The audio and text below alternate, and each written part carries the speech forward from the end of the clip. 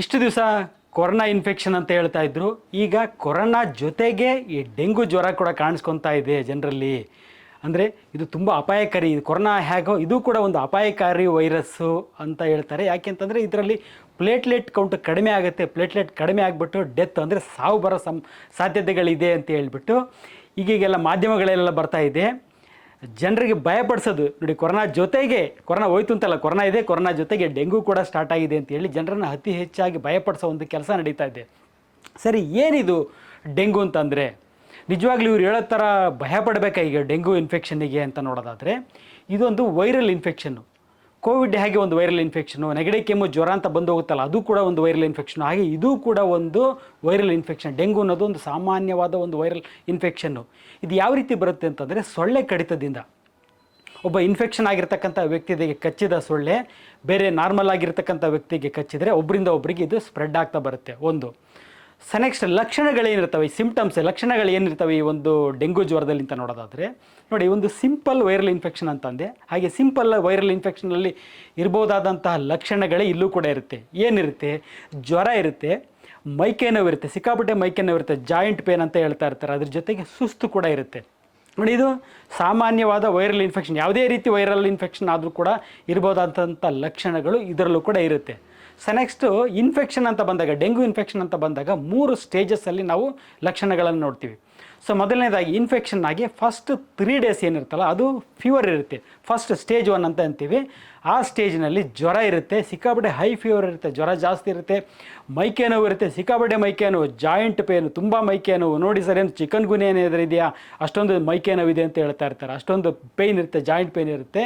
ಇದು ಸಾಮಾನ್ಯವಾಗಿ 3 ದಿವಸ ಗಂಟಲೆ ಇರುತ್ತೆ. ನೆಕ್ಸ್ಟ್ ಇದ್ರ ಜೊತೆಗೆ ಪೇಯ್ನ್ ಜೊತೆಗೆ ಒಂದು ಟಿಪಿಕಲ್ ಆಗಿ ನಾವು ಡೆಂಗುಗೆ ಅಂತ ಹೇಳೋದಾದರೆ ಕಣ್ಣಿನ ಹಿಂಭಾಗದಲ್ಲಿ ನೋವು ಜಾಸ್ತಿ. ಜನರಲ್ ಆಗಿರಬೇಕಾದಂಥ ಬಾಡಿ ಪೇನ್ ಇರುತ್ತೆ, ಅದರ ಜೊತೆಗೆ ಕೆಲವೊಂದು 10% ಪೇಷಂಟ್ನಲ್ಲಿ ಕಣ್ಣಿನ ಹಿಂಭಾಗದಲ್ಲಿ ಕಣ್ಣು ಯಾಕೋ ತುಂಬ ನೋಯ್ತಾ ಇದೆ ಸರ್ ಅಂತ ಹೇಳ್ತಾರೆ. ಆ ರೀತಿ ಲಕ್ಷಣಗಳು ಸ್ಟೇಜ್ 1 ಅಂದರೆ ಫಸ್ಟ್ ಸ್ಟೇಜ್ನಲ್ಲಿ ಕಾಣ್ತಕ್ಕಂಥ ಲಕ್ಷಣಗಳು. ಅಂದರೆ ಮೇಯ್ನ್ ಏನಂದರೆ ಇದರಲ್ಲಿ ಜ್ವರ ಮತ್ತು ಮೈಕೈ ನೋವು. ನೆಕ್ಸ್ಟ್ ಇದರ ನಂತರ 3 ದಿವಸದ ನಂತರ ಸೆಕೆಂಡ್ ಸ್ಟೇಜ್ ಅಂತ ಹೇಳ್ತೀವಿ. ಈ ಸ್ಟೇಜ್ನಲ್ಲಿ ಏನಾಗುತ್ತೆ, ಜ್ವರ ಕಂಪ್ಲೀಟಾಗಿ ಕಮ್ಮಿ ಆಗೋಗುತ್ತೆ.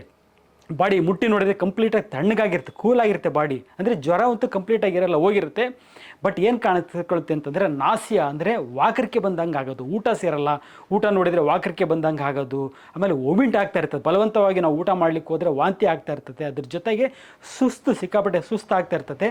ಜೊತೆಗೆ ಟಿಪಿಕಲಿ ನಾವು ಡೆಂಗೂಗೆ ಅಂತ ಹೇಳ್ಬೋದಾದರೆ ಈ rashes, skin rashes, red patches ಥರ ಅಂದರೆ ಡಾಟ್ಸ್ ಥರ ಮೈ ಮೇಲೆಲ್ಲ ಕಾಣಿಸ್ಕೊಳ್ಳೋದು. ಅಂದರೆ ಅಲರ್ಜಿ ಆದಾಗ ಸ್ಕಿನ್ ಮೇಲೆ ಯಾವ ರೀತಿ ರ್ಯಾಷಸ್ ಕಾಣಿಸ್ಕೊಳ್ಳುತ್ತಲ್ಲ ಆ ರೀತಿ ರ್ಯಾಷಸ್ಸು ಇವಿಷ್ಟು. ಅಂದರೆ ವಾಕರಿಕೆ ಆಗೋದು, ಜ್ವರ ಕಡಿಮೆ ಆಗೋದು, ವಾಕರಿಕೆ ಬರೋದು, ಊಟ ಮಾಡೋಕ್ಕೆ ಹೋದರೆ ವಾಂತಿ ಆಗೋದು, ಸುಸ್ತು, ಜೊತೆಗೆ ಚರ್ಮದ ಮೇಲೆ ರ್ಯಾಷಸ್, ಅಲರ್ಜಿ ಥರ ರ್ಯಾಷಸ್ ಕಾಣಿಸ್ಕೊಳ್ಳೋದು. ಇದು ಸೆಕೆಂಡ್ ಸ್ಟೇಜ್ನಲ್ಲಿ ಕಾಣಿಸ್ಕೊಳ್ತಕ್ಕಂಥ ಲಕ್ಷಣಗಳು. ಇದರ ನೆಕ್ಸ್ಟ್ 3ನೇದು ಥರ್ಡ್ ಸ್ಟೇಜ್ ಅಂತೀವಿ, ಸ್ಟೇಜ್ ಆಫ್ ರಿಕವರಿ.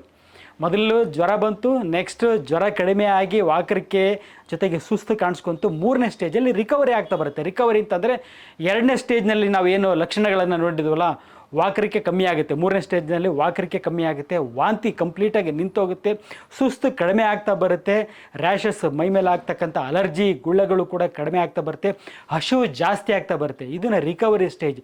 ಈ 3 ಸ್ಟೇಜಸ್ಸನ್ನು ನಾವು ಈ ಡೆಂಗು ಜ್ವರದಲ್ಲಿ ನೋಡ್ತೀವಿ.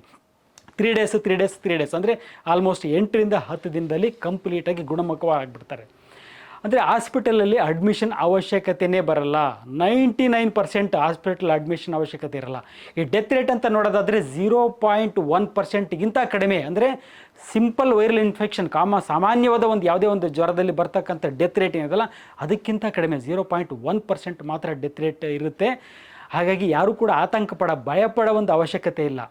ಬಟ್ ಆದರೂ ಕೂಡ ಭಯಪಡಿಸ್ತಾರೆ, ಎದುರಿಸ್ತಾ ಇರ್ತಾರೆ, ಸಾಯ್ತಾರೆ, ಪ್ಲೇಟ್ಲೆಟ್ ಕೌಂಟ್ ಕಮ್ಮಿ ಆಗುತ್ತೆ, ಸಾವು ಬರೋ ಸಾಧ್ಯತೆ ಇರುತ್ತೆ ಅಂತ ಎದುರಿಸ್ತಾರಲ್ಲ. ಯಾವುದಕ್ಕೆ ಅಂತಂದರೆ ಟೆಸ್ಟ್ ಮಾಡಿಸ್ಲಿ, ಹಾಸ್ಪಿಟಲೈಸೇಷನ್ ಆಗಲಿ, ಅಡ್ಮಿಷನ್ ಆಗಲಿ ಅನ್ನೋ ಒಂದು ಉದ್ದೇಶಕ್ಕೋಸ್ಕರ ಭಯಪಡಿಸೋ ಒಂದು ಕೆಲಸ ಮಾಡ್ತಿರ್ತಾರೆ. ಸರಿ, ಏನು ಮಾಡಬೇಕು? ನನಗೆ ಜ್ವರ ಇದೆ, ಲಕ್ಷಣಗಳಿದೆ, ಅಥವಾ ನನಗಿರೋದೇ ಡೆಂಗು ಜ್ವರನೇ ಅಂತಲೇ ಆದರೂ ಕೂಡ ಏನು ಮಾಡಬೇಕು ಅಂತ ನೋಡೋದಾದರೆ ಫಸ್ಟ್ ಥಿಂಗ್ ಎಲ್ಲರೂ ಹೇಳೋದು ಟೆಸ್ಟ್ ಮಾಡಿಸ್ಬಿಡ್ತಾರೆ. ಯಾವುದೊಂದು ಹಾಸ್ಪಿಟ್ಲಿಗೆ ಹೋಗಿ ನನಗೆ ಜ್ವರ ಅಂತ ಹೇಳ್ತಿದ್ದಂಗೆ ಡೆಂಗು ಇರ್ಬೋದು, ಚೆಕ್ ಮಾಡಿಸಿ ಅಂತ ಹೇಳ್ಬಿಡ್ತಾರೆ. ಇವತ್ತು ಜ್ವರ ಅಂತ ಬಂದರೆ ಅವತ್ತೇ ಚೆಕ್ ಮಾಡಿಸಿ ಅಂತ ಹೇಳ್ತಾರೆ. ಟೆಸ್ಟಿಂಗ್ ಅವಶ್ಯಕತೆ ಇದೆಯಾ? ಡೆಂಗೂದ ಆಂಟಿಜೆನ್ ಟೆಸ್ಟಿಂಗ್ ಅವಶ್ಯಕತೆ ಇದೆಯಾ? ಯಾವುದೇ ಕಾರಣಕ್ಕೂ ಅವಶ್ಯಕತೆ ಇಲ್ಲ. ನೋಡಿ, ಇದು ಕೂಡ ಒಂದು ಟ್ರೀಟ್ಮೆಂಟ್ ಇಲ್ಲದೆ ಇರತಕ್ಕಂಥ ಕಾಯಿಲೆ. ಈ ವೈರಸ್ನ ಕೊಲ್ಲಕ್ಕಾಗಲ್ಲ. ನಾವು ಕೋವಿಡ್ ವೈರಸ್ನ ಯಾವ ರೀತಿ ಕೊಲ್ಲಿಕ್ಕಾಗಲ್ಲ, ಸಿಂಪ್ಟಮ್ಯಾಟಿಕ್ ಟ್ರೀಟ್ಮೆಂಟ್ ಕೊಡ್ತೀವೋ ಅದೇ ರೀತಿ ಡೆಂಗು ಜ್ವರದಲ್ಲೂ ಕೂಡ ಸಿಂಪ್ಟಮ್ಯಾಟಿಕ್ ಟ್ರೀಟ್ಮೆಂಟ್ ಕೊಡಬೇಕು. ವೈರಸ್ಸನ್ನು ನಾವು ಯಾವುದೇ ರೀತಿಯಿಂದಲೂ ಕೂಡ ಸಾಯಿಸ್ಲಿಕ್ಕಾಗಲ್ಲ. ಹಾಗಾಗಿ ನಾವು ಡೆಂಗು ಆ್ಯಂಟಿಜನ್ ಟೆಸ್ಟ್ ಮಾಡಿಬಿಟ್ಟು ಇದು ಡೆಂಗು ಅಂತ ತಿಳ್ಕೊಳ್ಳೋದ್ರಲ್ಲಿ ಯಾವುದೇ ರೀತಿ ಒಂದು ಅರ್ಥ ಇಲ್ಲ. ಟೆಸ್ಟ್ ಕೋವಿಡ್ ಟೆಸ್ಟ್ ಹಾಗೆ ಯೂಸ್ಲೆಸ್ ಟೆಸ್ಟ್ ಅಂತೀನೋ ಹಾಗೆ ಇದು ಡೆಂಗು ಟೆಸ್ಟ್ ಕೂಡ ಒಂದು ಯೂಸ್ಲೆಸ್ ಟೆಸ್ಟ್. ಸೆಕೆಂಡ್, ಎರಡನೇದಾಗಿ ಸರ್ ಪ್ಲೇಟ್ಲೆಟ್ ಟೆಸ್ಟ್ ಮಾಡಿಸ್ಬೇಕಾ? ಪ್ಲೇಟ್ಲೆಟ್ ಕಡಿಮೆ ಆಗುತ್ತೆ ಅಂತಾರಲ್ಲ, ಪ್ಲೇಟ್ಲೆಟ್ ಚೆಕ್ ಮಾಡಿಸ್ಬೇಕಾ? ಸಾಮಾನ್ಯವಾಗಿ ನಾವು ಪ್ಲೇಟ್ಲೆಟ್ ಕೌಂಟ್ನ 1.5 to 4 lakhs ಇರಬೇಕು ಬ್ಲಡ್ಡಲ್ಲಿ ಅಂತ ಹೇಳ್ತೀವಿ. ಈ ಒಂದು ಡೆಂಗು ಜ್ವರದಲ್ಲಿ ಏನಾಗುತ್ತೆ ಅಂತಂದರೆ ಈ ವೈರಸ್ಸು ಈ ಪ್ಲೇಟ್ಲೆಟ್ನ ಸ್ವಲ್ಪ ಅಟ್ಯಾಕ್ ಮಾಡಿ ಅದನ್ನು ಡ್ಯಾಮೇಜ್ ಮಾಡುತ್ತೆ, ಜೊತೆಗೆ ಬೋನ್ ಮ್ಯಾರೋ ಕೂಡ ಡ್ಯಾಮೇಜ್ ಮಾಡುತ್ತೆ ಅಂತ ಹೇಳ್ತೀವಿ. ಅದು ಓನ್ಲಿ ಒಂದು 10% ಮಾತ್ರ ಅದು ನಾವು ನೋಡ್ತೀವಿ ಈ ವೈರಸ್ಸಿಂದ ಪ್ಲೇಟ್ಲೆಟ್ ಕೌಂಟ್ ಕಡಿಮೆ ಆಗೋಂಥದ್ದು. But at the same time ನಾನು ಹೇಳೋದು, ಯಾವುದೇ ಒಂದು ವೈರಲ್ ಇನ್ಫೆಕ್ಷನು, ಇದು ಅಂತಲ್ಲ ಡೆಂಗು ಅಂತಲ್ಲ, ಯಾವುದೇ ಒಂದು ಜನರಲ್ ಆಗಿರೋ ಸಿಂಪಲ್ ಆಗಿರೋ ವೈರಲ್ ಇನ್ಫೆಕ್ಷನ್, ನೆಗಡಿ ಕೆಮ್ಮು ಜ್ವರ ಅಂತ ಬಂದರೆ 2 ದಿವಸಕ್ಕೆ ಆರಾಮಾಯ್ತಲ್ಲ ಅಂಥ ಪೇಷಂಟ್ ಕೂಡ ನಾವು ಪ್ಲೇಟ್ಲೆಟ್ ಕೌಂಟ್ ಚೆಕ್ ಮಾಡಿದರೆ ಅವರಲ್ಲೂ ಕೂಡ ಸ್ವಲ್ಪ ಮಟ್ಟಿಗೆ ಪ್ಲೇಟ್ಲೆಟ್ ಕೌಂಟ್ ಕಡಿಮೆ ಆಗಿರುತ್ತೆ. ಸೊ ಹಾಗಾಗಿ ಅಂಥ ಸಿಗ್ನಿಫಿಕೆಂಟ್ ಅಲ್ಲ. ಸೊ ಏನಾಗುತ್ತೆ, ಈಗ ನೋಡಿ ಅರೌಂಡ್ 1 lakh 1.5 ಇಂದ 4 lakhs ನಾರ್ಮಲ್ ಇರಬೇಕು ಅಂತಾರಲ್ಲ, ನಾನು ಹೇಳೋದು 1 ಲಕ್ಷದ ಹಿಂದೆ ಮುಂದೆ ಆಸ್ಪಾಸ್ನಲ್ಲಿ ಇದ್ದರೂ ಕೂಡ ಯಾವುದೇ ರೀತಿ ಒಂದು ತಲೆ ಕೆಡಿಸ್ಕೊಳ್ಳೋ ಒಂದು ಅವಶ್ಯಕತೆ ಇರಲ್ಲ. ಅನವಶ್ಯಕವಾಗಿ ಇವನ್ ಡೆಂಗು ಟೆಸ್ಟ್ ಅಷ್ಟೇ ಅಲ್ಲ, ಇವನ್ ಪ್ಲೇಟ್ಲೆಟ್ ಕೌಂಟು ಕೂಡ ಅನವಶ್ಯಕವಾಗಿ ಒಂದು ಮಾಡಿಸೋ ಒಂದು ಅವಶ್ಯಕತೆ ಇರಲ್ಲ.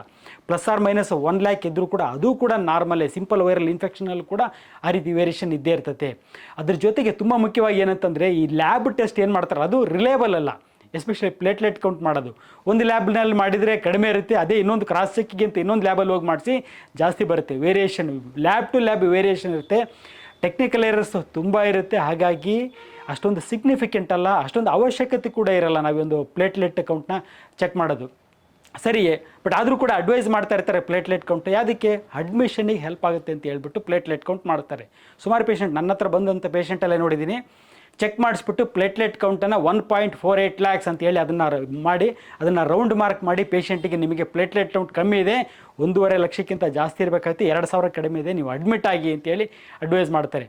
ಕೆಲವೊಂದು ಹಾಸ್ಪಿಟ್ಲ್ಗಳಲ್ಲಿ ಅದರಲ್ಲೇ ಇರ್ತಕ್ಕಂಥ ಲ್ಯಾಬಲ್ಲಿ ಅಂತೂ ಬೇಕಂತಲೇ ಏನೋ ಕೊಡ್ತಾರೆ ಅಂತ ಅನಿಸುತ್ತೆ, ಒಂದು 2,000 3,000 ರೇಂಜನ್ನು ಕಡಿಮೆ ಕೊಟ್ಬಿಟ್ಟು ಅಡ್ಮಿಷನ್ಗೆ ಅನುಕೂಲ ಆಗಲಿಕ್ಕೆ ಆ ರೀತಿ ಮಾಡ್ತಾರೆ ಅಂತ ಅನಿಸುತ್ತೆ. ಅನವಶ್ಯಕ ಇದು ಪ್ಲೇಟ್ಲೆಟ್ ಟೆಸ್ಟ್ ಮಾಡಿಸೋದು ಕೂಡ ಅನವಶ್ಯಕ.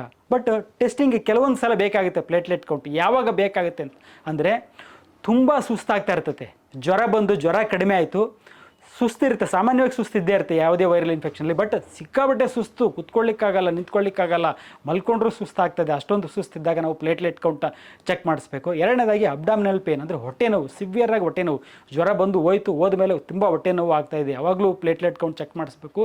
ಜೊತೆಗೆ ವಾಂತಿ, ವಾಮಿಟಿಂಗ್ ಸೆನ್ಸೇಷನ್ ಇರುತ್ತೆ, ಅದ್ರ ಜೊತೆ ವಾಂತಿ ಶುರುವಾಗುತ್ತೆ, ತುಂಬ ವಾಂತಿ ಅಂದರೆ ಅನ್ಕಂಟ್ರೋಲ್ಡ್. ಮೆಡಿಸಿನ್ ತೊಗೊಂಡ್ರೂ ಕೂಡ ನನಗೆ ವಾಂತಿ ನಿಲ್ತಾ ಇಲ್ಲ, ಏನು ಸೇರ್ತಾ ಇಲ್ಲ, ನೀರು ಸೇರ್ತಾ ಇಲ್ಲ, ಸ್ವಲ್ಪನೂ ಊಟ ಹೋಗ್ತಾ ಇಲ್ಲ, ಒಂದು ತೊಟ್ಟು ನೀರು ಕೂಡ ಹೋಗ್ತಾ ಇಲ್ಲ ಅಂತ ಅಂದಾಗ, ಜ್ವರ ಬಂದ ನಂತರ ಈ ರೀತಿ ಲಕ್ಷಣಗಳಿದ್ದರೆ ಪ್ಲೇಟ್ಲೆಟ್ ಚೆಕ್ ಮಾಡಿಸೋ ಅವಶ್ಯಕತೆ ಇರುತ್ತೆ. ಜೊತೆಗೆ ಬ್ಲೀಡಿಂಗ್ ತುಂಬ ಇಂಪಾರ್ಟೆಂಟು. ಅಂದರೆ ಒಸಡಿನಲ್ಲಿ ರಕ್ತಸ್ರಾವ ಆಗ್ತಾಯಿದ್ರೆ, ಮೂಗಿನಿಂದ ರಕ್ತಸ್ರಾವ ಆಗ್ತಾಯಿದ್ರೆ, ವಾಮಿಟಾಗಿ ವಾಂತಿನಲ್ಲಿ ಕೂಡ ಏನಾದ್ರು ರಕ್ತ ಬರ್ತಾಯಿತ್ತು ಅಥವಾ ಮೋಷನ್ನಲ್ಲಿ ಬ್ಲಡ್ ಹೋಗ್ತಾಯಿತ್ತು ಅಂತಂದಾಗ, ಈ ರೀತಿ ಏನಾದರೂ ರಕ್ತಸ್ರಾವ ಆಗ್ತಾ ಇದ್ದಾಗ ಕೂಡ ಪ್ಲೇಟ್ಲೆಟ್ ಚೆಕ್ ಮಾಡಿಸ್ಬೇಕು. ಜೊತೆಗೆ ರ್ಯಾಷಸ್ ಇತ್ತು, ಮೈ ಮೇಲೆಲ್ಲ ಡಾಟ್ ಆಯ್ತಲ್ಲ, ಅಂದರೆ ಅಲರ್ಜಿಕ್ ರ್ಯಾಷಸ್ ಅಂತ, ಅದು ಜಾಸ್ತಿ ಆಗ್ತಾ ಬಂತು, ಕ್ರಮೇಣ ಕಡಿಮೆ ಆಗ್ತಾ ಬರಬೇಕು, ಬಟ್ ಅದು ಕಡಿಮೆ ಆಗ್ತಿಲ್ಲ, ಜಾಸ್ತಿ ಆಗ್ತಾ ಇದೆ ಅಂತ ಅನಿಸಿದರೆ ಅಂಥ ಟೈಮ್ನಲ್ಲೂ ಕೂಡ ನಾವು ಪ್ಲೇಟ್ಲೆಟ್ ಕೌಂಟ್ ಎಷ್ಟಿದೆ ಅಂತ ಚೆಕ್ ಮಾಡಿಸ್ಬೇಕು. ಸೊ ಹಾಸ್ಪಿಟಲೈಸೇಷನ್ ಅವಶ್ಯಕತೆ ಇರಲ್ವ, ನಾನು ಹೇಳೋದು simple viral infection hospital admit ಆಗೋ ಒಂದು ಅವಶ್ಯಕತೆ ಇರಲ್ಲ. ಹಾಸ್ಪಿಟಲೈಸೇಷನ್ ಅವಶ್ಯಕತೆ ಇರುತ್ತೆ ಯಾವಾಗ ಪ್ಲೇಟ್ಲೆಟ್ ಕೌಂಟು ಕಡಿಮೆ ಇದ್ದು, ತುಂಬ ಸಿಗ್ನಿಫಿಕೆಂಟಾಗಿ ಕಡಿಮೆ ಇದ್ದು, 40,000 50,000 ಹಿಂಗೆಲ್ಲ ಬಂತು, 1 ಲಕ್ಷದ ಆಸ್ಪಾಸಲ್ಲಿದ್ದರೆ ಅಡ್ಮಿಷನ್ ಆಗೋ ಅವಶ್ಯಕತೆ ಇರಲ್ಲ. ಬಟ್ ಆದರೂ ಕೂಡ ಇವತ್ತು ಚೆಕ್ ಮಾಡಿಸ್ತೀರಾ 1 ಲಕ್ಷ ಇರುತ್ತೆ, ನಾಳೆ ಚೆಕ್ ಮಾಡಿದಾಗ ರ್ಯಾಪಿಡಾಗಿ ಫಾಲ್ ಆಗುತ್ತೆ, ಅಂದರೆ 50,000ಕ್ಕೆ 50% ಕಮ್ಮಿ ಆಗಿಬಿಡುತ್ತೆ. ಇವತ್ತಿಗೂ ನಾಳೆಗೂ ಚೆಕ್ ಮಾಡಿ ನೋಡಿದಾಗ ಪ್ಲೇಟ್ಲೆಟ್ ಅರ್ಧಕ್ಕರ್ಧ ಕಡಿಮೆ ಆಗ್ತಾಯಿತ್ತು ಅಂತ ಅಂದಾಗ ಅಂಥ ಟೈಮ್ನಲ್ಲೂ ಪೇಷಂಟ್ನ ಅಡ್ಮಿಟ್ ಮಾಡಬೇಕಾಗುತ್ತೆ. ಯಾಕಂದರೆ ಅವಶ್ಯಕತೆ ಬಿದ್ದರೆ ಪ್ಲೇಟ್ಲೆಟ್ ಟ್ರಾನ್ಸ್ಫ್ಯೂಷನ್ ಅಂದರೆ ರಕ್ತದಲ್ಲಿರ್ತಕ್ಕಂಥ ಪ್ಲೇಟ್ಲೆಟ್, ಸಾಮಾನ್ಯವಾಗಿ ನಾವು ಆಡುವ ಮಾತಲ್ಲಿ ಹೇಳೋದು ಬಿಳೆ ರಕ್ತ ಅಂತೀವಿ, ಆ್ಯಕ್ಚುಲಿ ಬಿಳೆ ರಕ್ತ ಅಲ್ಲ, ಇದು ಪ್ಲೇಟ್ಲೆಟ್ ಅಂತ ಇರುತ್ತೆ. ಇದು ಕಡಿಮೆ ಆದ ಪಕ್ಷದಲ್ಲಿ, ತುಂಬ ಕಡಿಮೆ ಆಗಿ 20,000 30,000 ಹಿಂಗೆಲ್ಲ ಹೋದಾಗ ಪ್ಲೇಟ್ಲೆಟ್ ಟ್ರಾನ್ಸ್ಫ್ಯೂಷನ್ ಕೊಡಬೇಕಾಗುತ್ತೆ. ಅಂಥ ಟೈಮ್ದಲ್ಲಿ ನಾವು ಹಾಸ್ಪಿಟಲೈಸೇಷನ್ ಬೇಕಾಗುತ್ತೆ. ಸರಿ, ಹಾಸ್ಪಿಟಲೈಸೇಷನ್ನು ಕೂಡ ಬೇಡ, ತುಂಬ ಎಮರ್ಜೆನ್ಸಿ ಇದ್ದರೆ, ಪ್ಲೇಟ್ಲೆಟ್ ತುಂಬ ಕಡಿಮೆ ಇದ್ದರೆ ಹಾಸ್ಪಿಟಲೈಸ್ ಆಗಿತ್ತು ಹೇಳಿ. ಹಾಗಿದ್ರೆ ಯಾವ ರೀತಿ ಮ್ಯಾನೇಜ್ ಮಾಡಬೇಕು? ಮನೇಲೇ ಇದ್ದುಕೊಂಡು ಈ ಪ್ಲೇಟ್ಲೆಟ್ ಕೌಂಟನ್ನು ಡೆಂಗು ಫೀವರ್ ಅಂತ ಅನಿಸಿದ್ರು ಕೂಡ ಅದನ್ನು ಯಾವ ರೀತಿ ಮನೆಯಲ್ಲೇ ಮ್ಯಾನೇಜ್ ಮಾಡ್ಬೋದು? ಸೊ ಮೊದಲನೇದಾಗಿ 3 ಸ್ಟೇಜಸ್ ಇರುತ್ತೆ ಅಂತ ಹೇಳಿದೆ. ಮೊದಲನೇ ಸ್ಟೇಜಲ್ಲಿ ಏನಿರುತ್ತೆ, ಫೀವರ್, ಜ್ವರ ಇರುತ್ತೆ, ಮೈಕೈ ನೋವು ಇರುತ್ತೆ. ಜ್ವರಕ್ಕೆ ಬೇಕಾದಂಥ ಜ್ವರದ ಮಾತ್ರೆ, ಜ್ವರ ಕಂಟ್ರೋಲ್ ಮಾಡತಕ್ಕಂಥ ಮಾತ್ರೆ ತೊಗೊಂಡು ಕಂಪ್ಲೀಟಾಗಿ ರೆಸ್ಟ್ ಮಾಡಿದರೆ ಸಾಕು. ನೆಕ್ಸ್ಟ್ ಸೆಕೆಂಡ್ ಸ್ಟೇಜಲ್ಲಿ ಏನಾಗಿರುತ್ತೆ, ಜ್ವರ ಕಡಿಮೆ ಆಗಿರುತ್ತೆ, ಸುಸ್ತಿರುತ್ತೆ, ವಾಕರಿಕೆ ಈ ರೀತಿ ಲಕ್ಷಣಗಳಿರ್ತವೆ. ತುಂಬ ಇಂಪಾರ್ಟೆಂಟ್ ಅಂದರೆ ಸಾಮಾನ್ಯವಾಗಿ ಏನಾಗುತ್ತೆ, ಫಸ್ಟ್ ಸ್ಟೇಜ್ನಲ್ಲಿ ಜ್ವರ ಅಂತ ಬಂದ ತಕ್ಷಣ ವೈರಲ್ ಫೀವರ್ ಅಂತ ಗೊತ್ತಿದ್ರು ಕೂಡ ಆ್ಯಂಟಿಬಯೋಟಿಕ್ ಕೊಡ್ತಾ ಇರ್ತಾರೆ. ಈ ಆ್ಯಂಟಿಬಯೋಟಿಕ್ ತೊಗೊಳ್ಳೋದ್ರಿಂದ ಅರ್ಧ ವಾಕರಿಕೆ ಜಾಸ್ತಿ ಇರುತ್ತೆ. ಹಾಗಾಗಿ ಅನವಶ್ಯಕವಾಗಿ ಆ್ಯಂಟಿಬಯೋಟಿಕನ್ನು ತೊಗೋಬೇಡಿ. ವಾಕರಿಕೆ ಜಾಸ್ತಿಯಾಗಿ ವಾಂತಿ ಆಗೋ ಸಾಧ್ಯತೆಗಳಿರುತ್ತೆ. ಜ್ವರ ಕಡಿಮೆ ಮಾಡ್ಕೋಬೇಕು. ನೆಕ್ಸ್ಟ್ ಸೆಕೆಂಡ್ ಸ್ಟೇಜ್ನಲ್ಲಿ ಬರ್ತಕ್ಕಂಥ ನಾಸಿಯ ವಾಕರಿಕೆ ಏನಿರ್ತಲ್ಲ, ವಾಕರಿಕೆ ಕಮ್ಮಿ ಆಗಲಿಕ್ಕೆ ನಾವು ಟ್ಯಾಬ್ಲೆಟ್ ತೊಗೋಬೇಕು.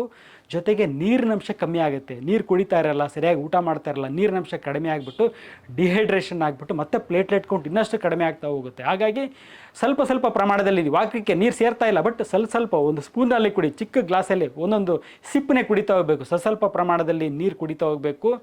ಹಾಗೂ ಅದ್ರ ಜೊತೆಗೆ ಅಂದರೆ ಫ್ರೀಕ್ವೆಂಟಾಗಿ ಅವಾಗವಾಗ ಕುಡಿತಾ ಇರಬೇಕು ನೀರನ್ನು. ಒಂದು ಗ್ಲಾಸ್ ಫುಲ್ ಕುಡಿಬೇಕು ಅಂತಲ್ಲ, ಟೀ ಕುಡಿದಾಗೆ ರೆಗ್ಯುಲರಾಗಿ ತಣ್ಣೀರನ್ನೇ, ಬಿಸಿ ನೀರು ಕೂಡ ಬೇಡ, ತಣ್ಣೀರನ್ನೇ ಕುಡಿತಾ ಇದ್ರೆ ಸಾಕು. ಜೊತೆಗೆ ಆಹಾರದಲ್ಲಿ ಏನು ಮಾಡಬೇಕು, ಊಟ ಸೇರಲ್ಲ, ಸ್ವಲ್ಪ ಕ್ವಾಂಟಿಟಿ ಅಂದರೆ ಊಟದ ಪ್ರಮಾಣನೂ ಕೂಡ ಕಡಿಮೆ ಮಾಡಿ. 2 ತುತ್ತು ತಿನ್ನಿ, ಮತ್ತೆ ನೆಕ್ಸ್ಟ್ ಇನ್ನೊಂದು ಸ್ವಲ್ಪ ಹೊತ್ತು ಬಿಟ್ಟು ಮತ್ತೊಂದು 2 ತುತ್ತು, ಈ ರೀತಿ ಊಟದ ಪ್ರಮಾಣವನ್ನು ಕಡಿಮೆ ಮಾಡಬೇಕು. ಫ್ರೀಕ್ವೆನ್ಸಿನ ಜಾಸ್ತಿ ಮಾಡ್ತಾ ಹೋಗ್ಬೇಕು. ಜೊತೆಗೆ ಆಹಾರ ಯಾವ ರೀತಿ ಇರಬೇಕು ಅಂದರೆ ಸಾಫ್ಟ್ ಫುಡ್, ತುಂಬ ಹಾರ್ಡ್ ಇರಬಾರ್ದು. ಚಪಾತಿ ಮುದ್ದೆ ಎಲ್ಲ ಅವಾಯ್ಡ್ ಮಾಡಬೇಕು. ಆದಷ್ಟು ಗಂಜಿನ ಉಪಯೋಗಿಸ್ಬೋದು. ಜೊತೆಗೆ ರೈಸ್ ಮತ್ತು ರಸಮ್ಮು, ಇಡ್ಲಿ ಇಂಥದ್ದನ್ನು ಉಪಯೋಗಿಸ್ತಾ ಇರಬೇಕು. ಅಂದರೆ ಸಾಫ್ಟಾಗಿರೋ ಆಹಾರನ ತುಂಬ ಫ್ರೀಕ್ವೆಂಟಾಗಿ ಸ್ವಲ್ಪ ಪ್ರಮಾಣದಲ್ಲಿ ತುಂಬ ಫ್ರೀಕ್ವೆಂಟಾಗಿ ತೊಗೊತ ಹೋಗಬೇಕು. ನೆಕ್ಸ್ಟ್ ಥರ್ಡ್ ಸ್ಟೇಜ್ ಏನಿದೆಯಲ್ಲ, ಇದರಲ್ಲಿ ರಿಕವರಿ ಸ್ಟೇಜ್. ಈ ಸ್ಟೇಜಲ್ಲಿ ಏನಾಗುತ್ತೆ, ಪೇಷಂಟ್ ರಿಕವರಿ ಆಗ್ತಾ ಇರ್ತಾರೆ, ಹಸಿವು ಜಾಸ್ತಿ ಆಗುತ್ತೆ. ಹಸಿವು ಜಾಸ್ತಿ ಆಗ್ತಿದೆ, ಜಾಸ್ತಿ ಊಟ ಮಾಡಿ. ಥರ್ಡ್ ಸ್ಟೇಜ್ನಲ್ಲಿ ಹಸಿವು ಜಾಸ್ತಿ ಆದಷ್ಟು ಜಾಸ್ತಿ ಊಟ ಮಾಡಿ. ಜೊತೆಗೆ ನೀರಿನಂಶ ಜಾಸ್ತಿ ಬೇಕಾಗುತ್ತೆ, ಜಾಸ್ತಿ ನೀರನ್ನು ಕುಡಿತಾ ಹೋಗಬೇಕು. ಜ್ಯೂಸನ್ನು ಕುಡೀರಿ, ನೀರನ್ನು ಕುಡೀರಿ. ಥರ್ಡ್ ಸ್ಟೇಜ್ನಲ್ಲಿ ಬಾಯಾರಿಕೆ ಜಾಸ್ತಿ ಇರುತ್ತೆ, ಜಾಸ್ತಿ ನೀರು ಕುಡೀರಿ. ಸೊ ಇದ್ರ ಜೊತೆಗೆ ಇದು ಏನು ಮಾಡಬೇಕು, ಏನು ಸಿಂಪ್ಟಮ್ಯಾಟಿಕ್, ಯಾವ ರೀತಿ ಟ್ರೀಟ್ಮೆಂಟ್ ತೊಗೋಬೇಕು ಅನ್ನೋದು. ಇದ್ರ ಜೊತೆಗೆ ಏನಂತಂದರೆ ನೋಡಿ, ಯಾವ ರೀತಿ ಇನ್ಫೆಕ್ಷನ್ ಇದು ಬರೋದು, ಸೊಳ್ಳೆ ಕಡಿತದಿಂದ ಬರುತ್ತೆ. ಹಾಗಾಗಿ ಸೊಳ್ಳೆಯನ್ನು ಕಂಟ್ರೋಲ್ ಮಾಡ್ಕೋಬೇಕು. ಯಾರಿಗೊಬ್ರಿಗೆ ಇನ್ಫೆಕ್ಷನ್ ಮನೇಲಿ ಇದೆ ಅಂತಂದ್ರೂ ಗಾಬರಿ ಪಡೋಂಥ ಏನಿಲ್ಲ, ಅವ್ರಿಗೇನು ಐಸೋಲೇಷನ್ ಅಂತ ಅವಶ್ಯಕತೆ ಏನಿರಲ್ಲ. ಅವರಿಂದ ನಿಮಗೆ ಸ್ಪ್ರೆಡ್ ಆಗಲ್ಲ, ಸೊಳ್ಳೆಯಿಂದ ಬರುತ್ತೆ. ಹಾಗೆ ಸೊಳ್ಳೆ ಕಡಿತ ಆಗದಾಗೆ ಅದನ್ನು ಸೊಳ್ಳೆ ಕಡಿತವನ್ನು ಅವಾಯ್ಡ್ ಮಾಡಿದರೆ ಸಾಕು. ಒಂದು ನೆಕ್ಸ್ಟ್ ತುಂಬ ಮುಖ್ಯವಾಗಿ ನಾನು ಹೇಳಿದ್ದೇನೆ ಅಂದರೆ ವಾಟರ್, ತುಂಬ ನೀರಿನಂಶ ಜಾಸ್ತಿ ಬೇಕು. ಇವನ್ ನಾಳೆ ತೊಗೊಂಡೋಗಿ ನಿಮ್ಮನ್ನ ಹಾಸ್ಪಿಟ್ಲಲ್ಲಿ ನೀವಾಗ ಅಡ್ಮಿಟ್ ಆದರೂ ಮೇನ್ ಟ್ರೀಟ್ಮೆಂಟ್ ಅಂತ ಕೊಡೋದು ಅಂತಂದರೆ ಗ್ಲೂಕೋಸ್ ಹಾಕ್ತಾರೆ, ಅಂದರೆ ಫ್ಲೂಯಿಡ್ಸ್ ಹಾಕ್ತಾರೆ. ಫ್ಲೂಯಿಡ್ಸ್ ಅಂದರೆ ನೀರು, ಮೈಗೆ ದೇಹಕ್ಕೆ ನೀರಿನಂಶ ಕಮ್ಮಿ ಆಗ್ತಾ ಇರುತ್ತೆ, ನೀರಿನಂಶ ಜಾಸ್ತಿ ಆಗಬೇಕು. ಅದಕ್ಕೋಸ್ಕರ ನೀರನ್ನು ಜಾಸ್ತಿ ಕುಡಿಬೇಕು, ಜ್ಯೂಸನ್ನು ಜಾಸ್ತಿ ಕುಡಿಬೇಕು. ಸುಸ್ತಿರುತ್ತೆ, ನೀರಿನಂಶನೂ ಜಾಸ್ತಿ ಹೋದಾಗುತ್ತೆ. ಜ್ಯೂಸ್ ಕುಡಿತಾ ಇದ್ದರೆ ನೀರಿನಂಶನೂ ಸಿಕ್ಕಾಗುತ್ತೆ, ಎನರ್ಜಿ ಕೂಡ ಸಿಕ್ಕಾಗುತ್ತೆ. ನೀರನ್ನ ಜಾಸ್ತಿ ಕುಡೀರಿ, ಜೊತೆಗೆ ಜ್ಯೂಸನ್ನು ಜಾಸ್ತಿ ಕುಡಿತಾ ಬರ್ರಿ. ಸಾಧ್ಯವಾದರೆ ಎಳನೀರು ಕೂಡ ತುಂಬ ಒಳ್ಳೆಯದು, ನೀರು ಸಿಗುತ್ತೆ, ಎನರ್ಜಿನೂ ಕೂಡ ಬರುತ್ತೆ. ಎಳ್ನೀರನ್ನು ಜಾಸ್ತಿ ಉಪಯೋಗಿಸ್ತಾ ಬರಬೇಕು. ಜೊತೆಗೆ ಏನು ಹೇಳ್ತಾರೆ, ಪಪಾಯ ಹಣ್ಣಿನ ಎಲೆಯನ್ನು ಉಪಯೋಗಿಸ್ಬೇಕು ಅಂತ ಹೇಳ್ತಾರೆ. ಪಪಾಯ ಹಣ್ಣಿನ ಎಲೆಯಲ್ಲಿ ಅದು ಹೇಳೋ ಪ್ರಕಾರ ಏನಂದರೆ ಕೆಲವೊಂದು ಎನ್ಸೈಮ್ಸ್ ಇರ್ತವೆ. ಏನಂದರೆ ಅಸ್ಟ್ರೋಜೆನಿನ್ ಅನ್ನೋ ಒಂದು ಎನ್ಸೈಮ್ ಇರುತ್ತೆ. ಅದ್ರ ಜೊತೆ ಇನ್ನೊಂದಿಷ್ಟು ಕೆಲವು ಎನ್ಸೈಮ್ಸ್ ಇರ್ತವೆ. ಆ ಎನ್ಸೈಮ್ಸ್ ಏನು ಮಾಡ್ತವೆ, ಪ್ರಮೋಟ್ ಮಾಡ್ತವೆ ಅಂದರೆ ಪ್ಲೇಟ್ಲೆಟ್ ಸೆಕ್ರೇಷನನ್ನು, ಪ್ಲೇಟ್ಲೆಟ್ ಉತ್ಪತ್ತಿಯನ್ನು ಜಾಸ್ತಿ ಮಾಡ್ತವೆ ಅಂತ ಹೇಳ್ಬಿಟ್ಟು ಒಂದು ಪಪಾಯ ಲೀವ್ಸನ್ನು, ಪಪಾಯ ಎಲೆಯನ್ನು ಜ್ಯೂಸ್ ಥರ ಮಾಡಿಕೊಂಡು ಕುಡಿಯೋದು ಕೂಡ ತಕ್ಕ ಮಟ್ಟಿಗೆ ಸಹಾಯಕಾರಿ ಆಗುತ್ತೆ. ಬಟ್ ಅದ್ರ ಜೊತೆಗೆ ಏನು ಹೇಳ್ತಾರೆ, ಕಿವಿ ಹಣ್ಣನ್ನು ತಿನ್ನಬೇಕು ಅಂತಾರೆ. ಕಿವಿ ಹಣ್ಣಲ್ಲಿ ಯಾವುದೇ ರೀತಿಯ ಅನುಕೂಲ ಇಲ್ಲ. ಕಿವಿ ಹಣ್ಣಿಂದ ಈ ಒಂದು ಪ್ಲೇಟ್ಲೆಟ್ ಕೌಂಟ್ ಏನು ಜಾಸ್ತಿ ಆಗೋದಿಲ್ಲ. ಬಟ್ ಪಪಾಯ ಲೀವ್ಸಿಂದ ಅಡ್ವಾಂಟೇಜಸ್ ಇದೆ. ಪಪಾಯ ಲೀಫನ್ನು ನೀವು ಅದಕ್ಕೆ ಅಂತ ಟ್ಯಾಬ್ಲೆಟ್ ಕೂಡ ಬರ್ತವೆ, ಬಟ್ ಆ ರೀತಿ ಟ್ಯಾಬ್ಲೆಟನ್ನು ಉಪಯೋಗಿಸ್ಬೇಡಿ. ಫ್ರೆಶ್ ಆಗಿರ್ತಕ್ಕಂಥ ಪಪಾಯ ಎಲೆಯನ್ನು ತಂದುಬಿಟ್ಟು ಅದರಲ್ಲಿ ಜ್ಯೂಸ್ ಮಾಡಿಕೊಂಡು ಜಾಸ್ತಿ ನೀರು ಹಾಕ್ಕೊಂಡು ಕುಡಿಯೋದು ಕೂಡ ಅನುಕೂಲಕರ. ನೋಡಿ, ಇದೇನೆಂದರೆ ಒಂದು ಸಿಂಪಲ್ ವೈರಲ್ ಇನ್ಫೆಕ್ಷನ್ನು. ಡೆಂಗು ಅನ್ನೋದು ಕೂಡ ಒಂದು ಸಿಂಪಲ್ ವೈರಲ್ ಇನ್ಫೆಕ್ಷನ್ನು. ಇದಕ್ಕೆ ನಾನು ಅಂತ ಸಿಂಪಲ್ ಮೆಷರ್ಸ್ ಏನು ಹೇಳಿದ್ನಲ್ಲ, ಅಷ್ಟು ಸಿಂಪಲ್ ಮೆಷರ್ಸನ್ನು ಜಸ್ಟ್ ಫಾಲೋ ಮಾಡಿದ ಪಕ್ಷದಲ್ಲಿ 99% ಹಾಸ್ಪಿಟಲಿಗೆ ಅಡ್ಮಿಟ್ ಆಗೋದನ್ನು ಅವಾಯ್ಡ್ ಮಾಡ್ಬೋದು. 99% ಅಡ್ಮಿಷನ್ ಬೇಕಾಗಲ್ಲ. 1% ಪೇಷಂಟು ಅಂದರೆ ಔಟ್ ಆಫ್ 100 ಒಂದು ಪೇಷಂಟಿಗೆ ಪ್ಲೇಟ್ಲೆಟ್ ಕೌಂಟು ಕಡಿಮೆ ಆಗಿ ಅಂಥ ಪೇಷಂಟ್ ಅಡ್ಮಿಷನ್ನು ಮತ್ತು ಟ್ರೀಟ್ಮೆಂಟ್ ಬೇಕಾಗುತ್ತೆ. 99% ಪೇಷಂಟ್ಸ್ಗೆ ಮನೆ ಔಷಧಿನೇ ಸಾಕಾಗುತ್ತೆ. ಹಾಗಾಗಿ ಯಾರು ಈ ಡೆಂಗು ಬಗ್ಗೆ ಒಂದು ಭಯಪಡೋ ಒಂದು ಅವಶ್ಯಕತೆ ಇಲ್ಲ. ಡೆತ್ ರೇಟ್ ಬೇರೆ ಕಾಯಿಲೆಗಳಿಗಿಂತ ಅತ್ಯಂತ ಕಡಿಮೆ ಇದೆ. ಅದು ಟ್ರೀಟ್ ಮಾಡ್ಬೋದು. ಪ್ಲೇಟ್ಲೆಟ್ ಕೌಂಟ್ ಕಡಿಮೆ ಆಯಿತು ಅಂತಂದರೆ ಆ ಟೈಮ್ನಲ್ಲಿ ಹೋಗಿ ಅಡ್ಮಿಟ್ ಆಗಿ ಪ್ಲೇಟ್ಲೆಟ್ ತೊಗೊಂಡಾಗ 100% ಸಕ್ಸಸ್ ಕೂಡ ಇರುತ್ತೆ. ಯಾರೂ ಒಂದು ಟೆನ್ಷನ್ ಮಾಡ್ಕೊಳ್ಳೋದು, ಭಯಪಡೋ ಒಂದು ಅವಶ್ಯಕತೆ ಇಲ್ಲ. ಏನು ಮಾಡಬೇಕು, ನಿಮ್ಮ ಆರೋಗ್ಯನ ಕಾಪಾಡ್ಕೊಳ್ಳಿ. ಇದು ಅಂತಲ್ಲ ನೋಡಿ, ಡೆಂಗು ಅನ್ನೋದು ಒಂದು ವೈರಲ್ ಇನ್ಫೆಕ್ಷನು, ಕೋವಿಡ್ ಒಂದು ವೈರಲ್ ಇನ್ಫೆಕ್ಷನು. ಎಲ್ಲದಕ್ಕೂ ಒಂದು ರಾಮಬಾಣ ಅಂತ ಏನು ಇರೋದಾದರೆ ಅದು ನಮ್ಮ ಆರೋಗ್ಯ, ನಮ್ಮ ಇಮ್ಯುನಿಟಿ ಲೆವೆಲ್ ಚೆನ್ನಾಗಿರಬೇಕು ಅಂತಂದರೆ ನಮ್ಮ ಆರೋಗ್ಯ ಚೆನ್ನಾಗಿರಬೇಕು. ಆರೋಗ್ಯ ಕಾಪಾಡ್ಕೊಳ್ಳೋ ಒಂದು ಕೆಲಸ ಮಾಡಿ. ನಗ್ನಾಗ್ತಾ ಇರಿ. ನಮಸ್ಕಾರ.